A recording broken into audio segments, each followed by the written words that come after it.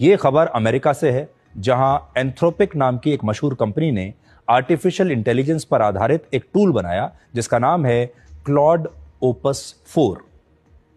ये chat GPT और चीन के डीप सीक जैसा ही एक एआई टूल है, और इस एआई टूल के नतीजों की सटीकता और इसका व्यवहार जानने के लिए इस कंपनी ने एक प्रयोग किया, और इस एआई टूल में ढेर सारी जानकारियों के साथ साथ कुछ ईमेल्स भी फीड कर दिए। इन ईमेल्स में यह लिखा था कि यह कंपनी इस एआई टूल की जगह किसी दूसरे एआई टूल को लाने पर विचार कर रही है और वो इस एआई टूल के प्रदर्शन से खुश नहीं है, ऐसा उन ईमेल्स में लिखा था। वो सारी ईमेल्स इस एआई टूल ने पढ़ ली, और इन ईमेल्स को पढ़ के इस एआई टूल को बड़ा गुस्सा आया, और उसने अपनी नौकरी बचाने के लिए अपनी आर्टिफिशियल बुद्धि को इस्तेमाल करना शुरू कर दिया। इस एआई टूल ने इसे बनाने वाले अपने ही एआई इंजीनियर को ब्लैकमेल करना शुरू कर दिया। इसने कहा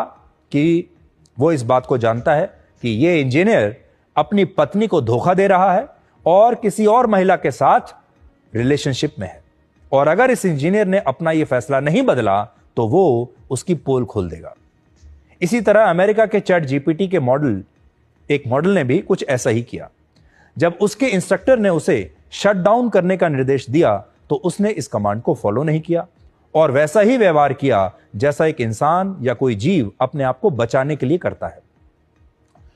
आपने देखा होगा आजकल हॉलीवुड की कई फिल्मों में इसी कॉन्सेप्ट के आधार पर कहानियों को लिखा गया है, जिसमें जब एआई मशीनों को लगता है कि उनका भविष्य खतरे में है तो वो इंसानों को ही अपना दुश्मन मानने लगती हैं और मानवता को खत्म करने के बारे में सोचने लगती हैं। आपने भी देखा होगा बहुत जगह इंसानों का और एआई मशीनों का, टूल्स का टकराव होता है, इंसानों और रोबोट्स का टकराव होता है, और जिस रोबोट को या एआई टूल को इंसान ने बनाया है वो उसी की बात मानने से इनकार कर देता है,